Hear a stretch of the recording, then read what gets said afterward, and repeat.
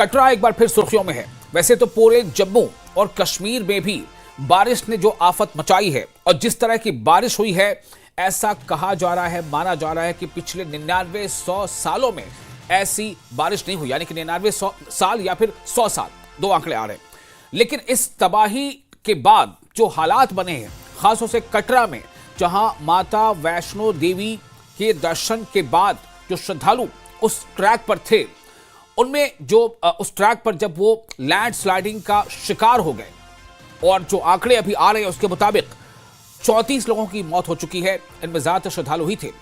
तो अब कैसे इन सब लोगों को, सबसे पहले तो जो उसमें जख्मी है उनका इलाज बेहतर होना चाहिए, जिनकी मौत हो गई है इस दुर्घटना के लेकर उनके जो परिवार वाले हैं उनके लिए मुआवजे का ऐलान कर दिया गया है।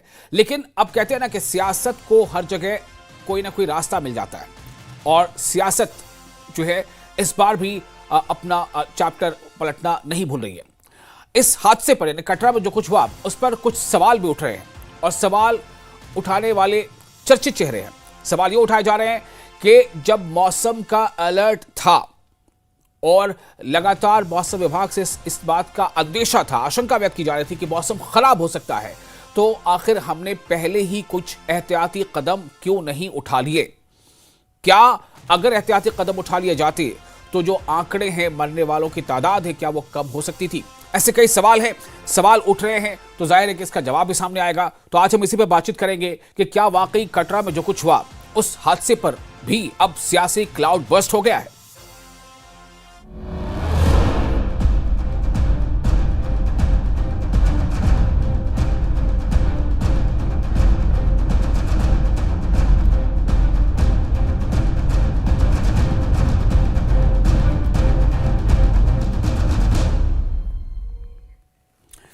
तो कटरा हादसे पर सियासी क्लाउड बर्स्ट, इसका मतलब यही है कि इस हादसे पर सवाल उठ रहे हैं, क्योंकि हाल के दिनों में ही काफी ऐसे मामले सामने आ गए। कटरा को आप देख लें, डोडा में देखें क्या हुआ है, किश्तवाड़ में देखें क्या हुआ है। किश्तवाड़ में जब ये वहां पर क्लाउड बर्स्ट जब हुआ था किश्तवाड़ में, तो उसके बाद ये चर्चा भी होने लगी थी कि चूंकि किश्तवाड़ में वहां पर ऐसे हालात जो पैदा हो गए थे, उसके बाद फिर कटरा में ऐसे हालात कैसे पैदा हो गए। किश्तवाड़ के बाद हमें याद है कि इस पर हमने चर्चा भी की थी कि किश्तवाड़ में जो बछैल माता मंदिर मार्ग पर जो ये हादसे का शिकार हो गए थे लोग, उसके बाद ये चर्चा हुई थी कि क्यों ना जो है श्राइन बोर्ड, माता वैष्णो देवी श्राइन बोर्ड के तर्ज पर यहाँ भी एक श्राइन बोर्ड बने, ताकि देख रेख ठीक हो। लेकिन आप देखिए किस्मत को या भाग्य को क्या लिखा था कि फिर इस मार्ग पर भी जो माता वैष्णो देवी मार्ग के जो श्रद्धालु थे, उन पर भी जो है ये आफत टूट पड़ी। अब इससे सवाल उठ रहे हैं, सियासी सवाल उठ रहे हैं। तो ये सवाल दरअसल क्या है, और ये सवाल कितने जायज़ हैं, और कितने, क्या इन सवाल को उठाने का सही वक्त है? ऐसे कई सवाल हैं जो आज हम करेंगे अपने पैनलिस्ट से। हमारे साथ जो पैनलिस्ट इस डिबेट पर चर्चा के लिए जुड़ रहे हैं वो हैं आर.एस. पठानिया, जो बीजेपी के एमएलए हैं और स्पोक्स पर्सन भी हैं। हमारे साथ जुड़ रहे हैं दूसरे मेहमान आकाश वर्मा, जो नेशनल कॉन्फ्रेंस के स्पोक्स पर्सन हैं, और जगदीप सिंह, जो स्पोक्स पर्सन है कांग्रेस के।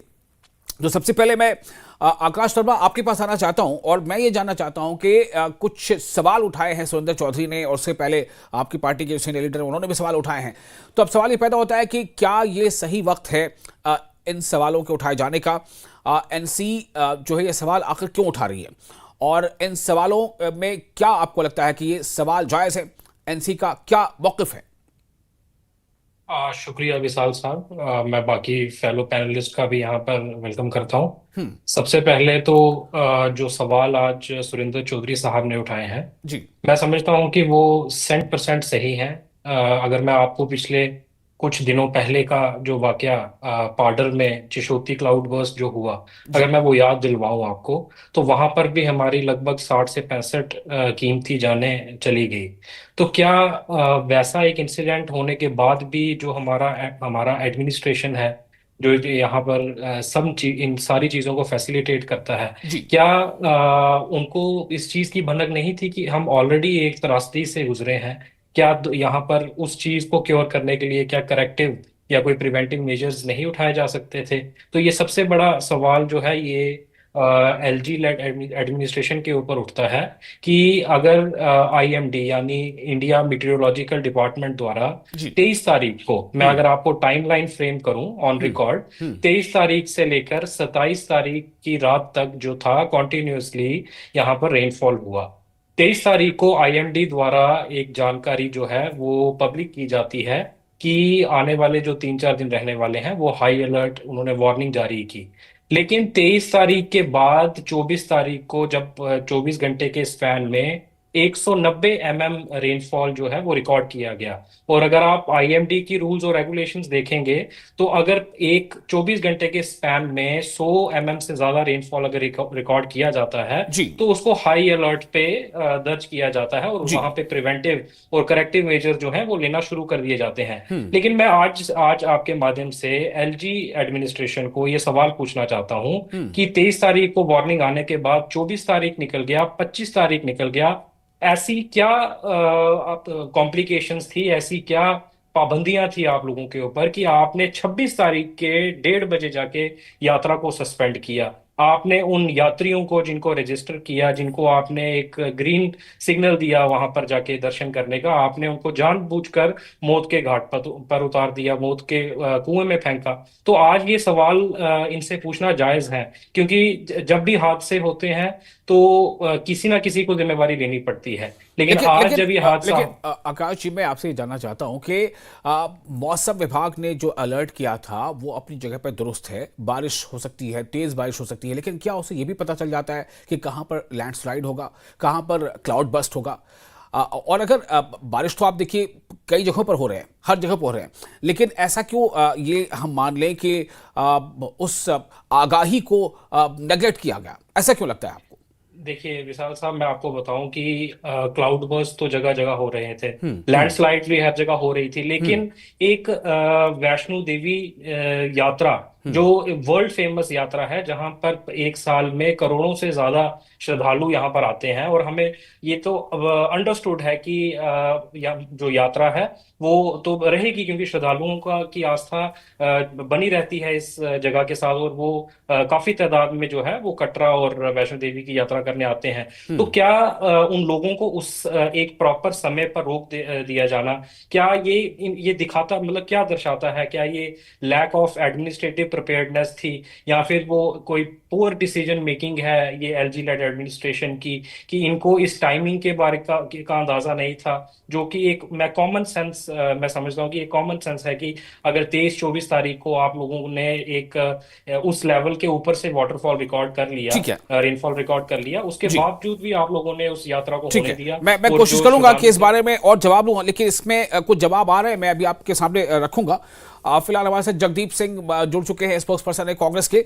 जगदीप, आपका बहुत स्वागत है न्यूज़ 18 JKLH के इस शो में। इसका नाम है JKLH प्राइम डिबेट। मैं ये जानना चाहता हूं कि कटरा में जो कुछ हुआ, अगर इसे ये माने कि ये प्राकृतिक आपदा का ही एक रूप था, तो फिर उसके लिए क्या अभी ये ज़रूरी नहीं था कि पहले हम ये देखें कि किन लोगों की वहाँ पर जाने गई हैं, कौन ज़ख्मी हुए हैं, किन का इलाज किस तरह से जल्दी हो सके, क्या रेस्क्यू ऑपरेशन की कुछ और गुंजाइश बनती है?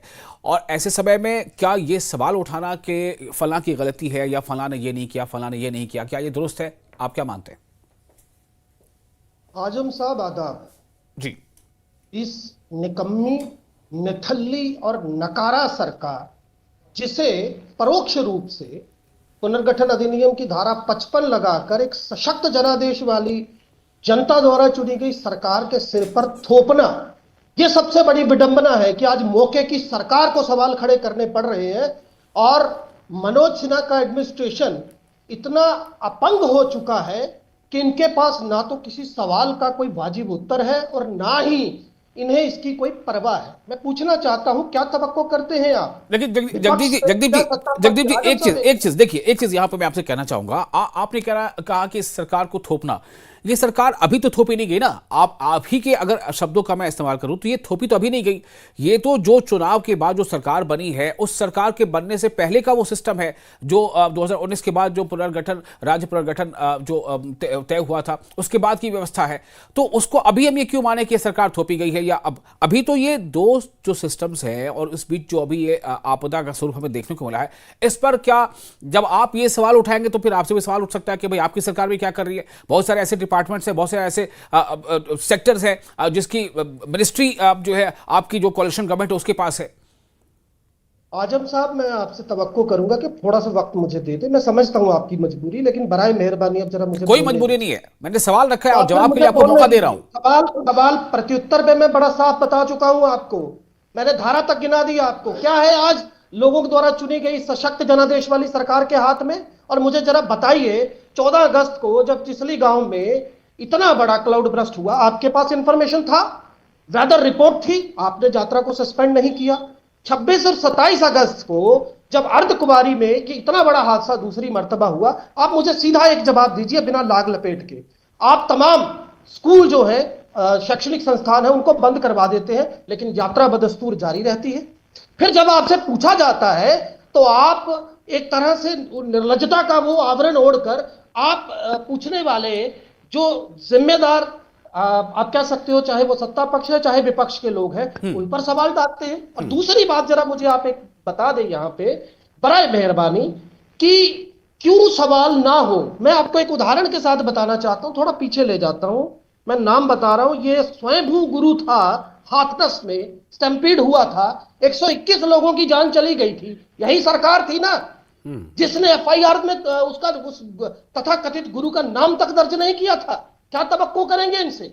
और मैं आपको यहां पर एक बात और बड़ी स्पष्ट बता दूं, जी। जम्मू कश्मीर के ऊपर श्री माता वैष्णो देवी और बाबा भोलेनाथ का वो जो अपार कृपा है, क्योंकि हमारा जो आर्थिक ताना बाना है वो सैलानियों और तीर्थ यात्रियों की आमद पर टिका है। आप जाकर देखिए कटरा में। आज इस डिबेट में आने से पहले आजम साहब, I had spoken to different people who are representing from different media organisations, जी। जो इनफैक्ट मेरे फार्मर लोग हैं। तो मुझे बड़ी मतलब मैं कहूंगा कि बड़े अफसोस के साथ कहना पड़ रहा है कि वहां पर हजारों की तादाद में जो तीर्थ यात्री हैं, उन्होंने आरोप लगाए कि हमें बेसिक एमिनिटीज तक उपलब्ध नहीं है। तो ये इस सरकार का निठल्लापन। और रही बात विभागों की, तो माफ कीजिएगा, होम डिपार्टमेंट की बात हो या परोक्ष रूप से सत्ता पर, मैं फिर से कह रहा हूं, काबिज होने की बात हो, सिन्हा सरकार will have to face this responsibility, and the resigned shrug, rueful grin of this government is not supposed to take any kind of freaking excuse which they are trying to do. This is what I would like to let you know. ठीक है, ठीक है, ये आपका गुस्सा जायज है। गुस्सा अगर इस बात को लेकर के भी है कि चूंकि जो हानि है वो बहुत वो उसे उसकी भरपाई नहीं हो सकती, जो कीमती जाने चली गई हैं वो जाने वापस नहीं आ सकती। लेकिन ये सवाल उठेंगे इसलिए कि कई बार इस तरह के वहाँ पर अलर्ट्स जारी किए गए थे और शायद इसी को लेकर के सीएम ने भी कुछ सवाल उठाए थे।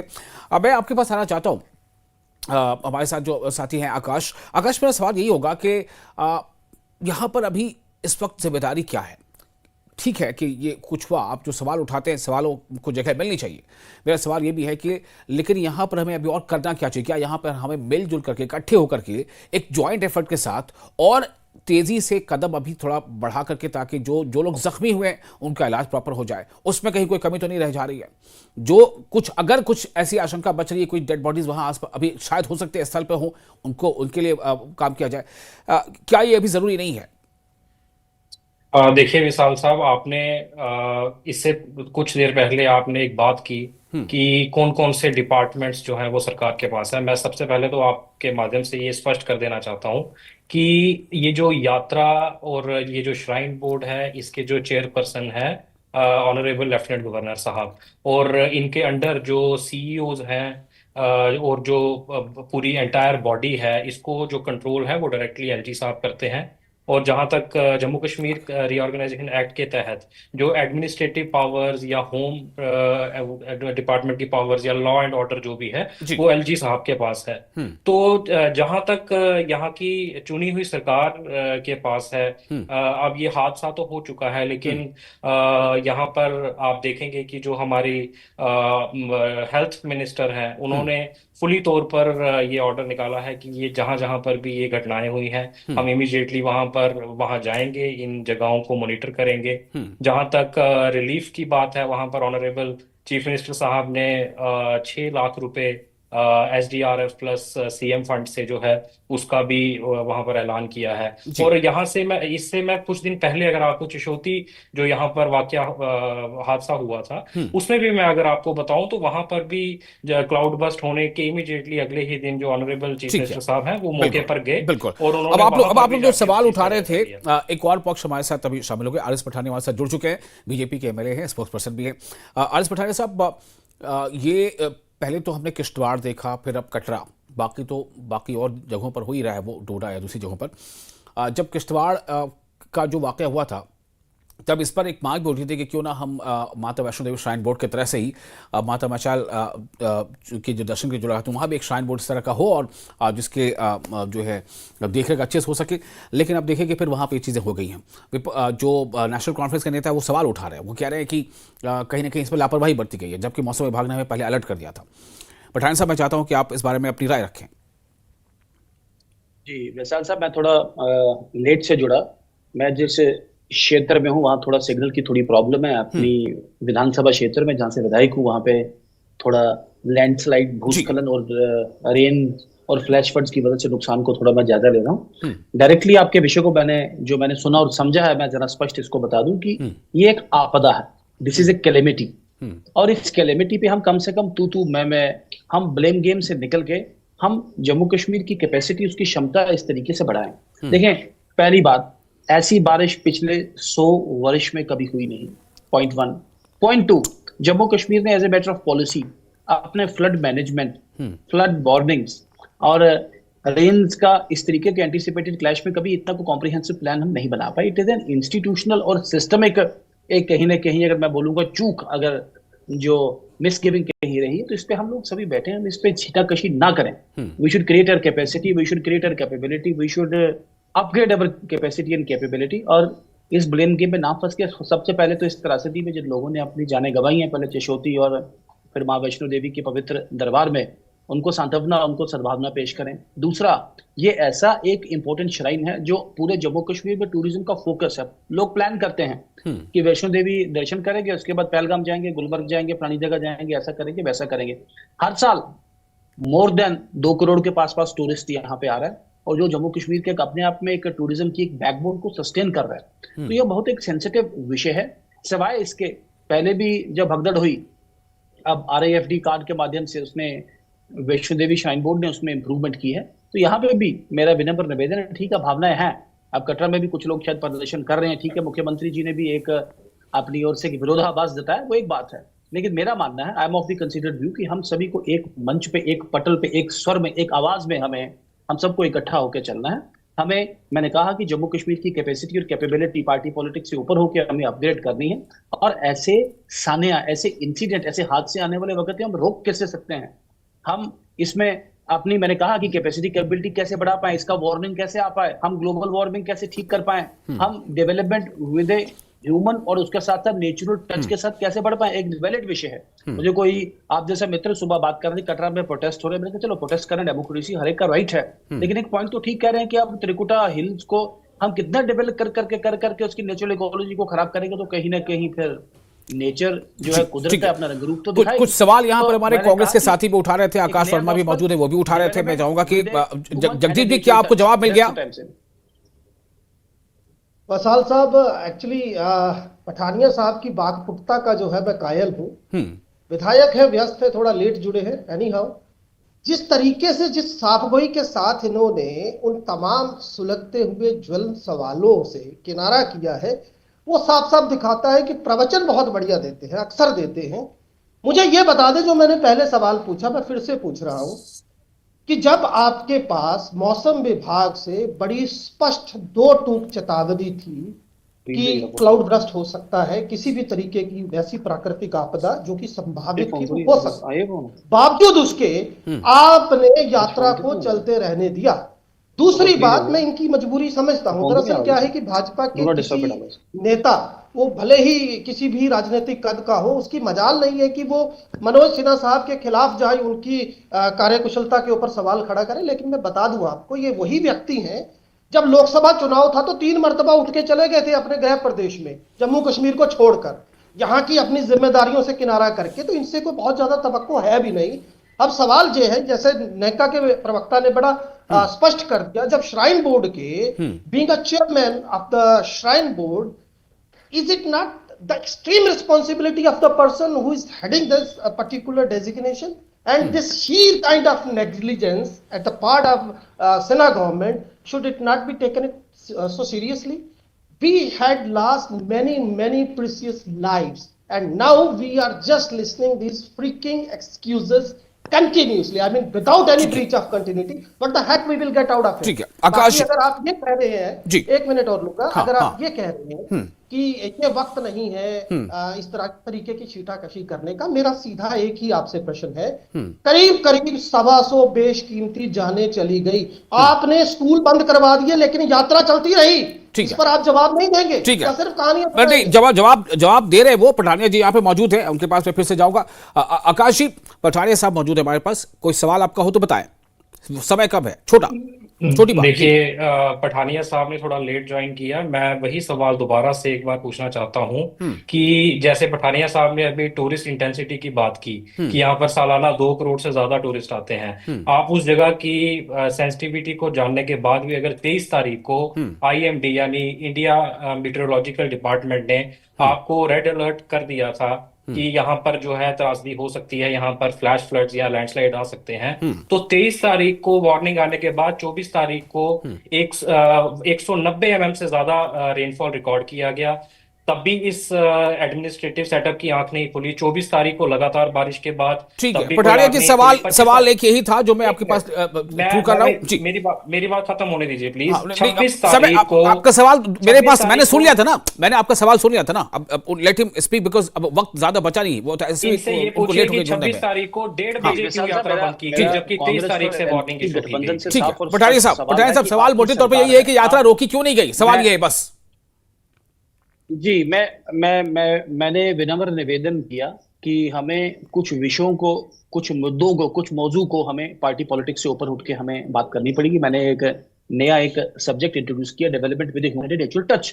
लेकिन अगर ब्लेम गेम की बात है, मैं why can't I put a question Congress गठबंधन को, अरे भाई रिलीफ रेवेन्यू तो आपके पास है, आपने यात्रा अगर आपके पास हो ठीक है, हमारे पास बात नहीं थी, मान लेते हैं एक बात में कि शाइन बोर्ड ने नहीं सुनी, वो गवर्नर महोदय के अधीन चलता है। मैं आपसे चाहूंगा कि आपका क्या एडमिनिस्ट्रेटिव सेटअप आपका है, आपने वो यात्रा अलाउ क्यों की जम्मू से या कटरा से ऊपर जाने के लिए? ठीक है, ठीक है जी, जी, जी, हम अपनी कैपेसिटी का बिल्ड अपग्रेड करें, आने वाले दिनों में आगे सरलकारी सिग्नल आपका ऑडियो कट हो रहा है, सिग्नल वीक है, आप जहां पर है।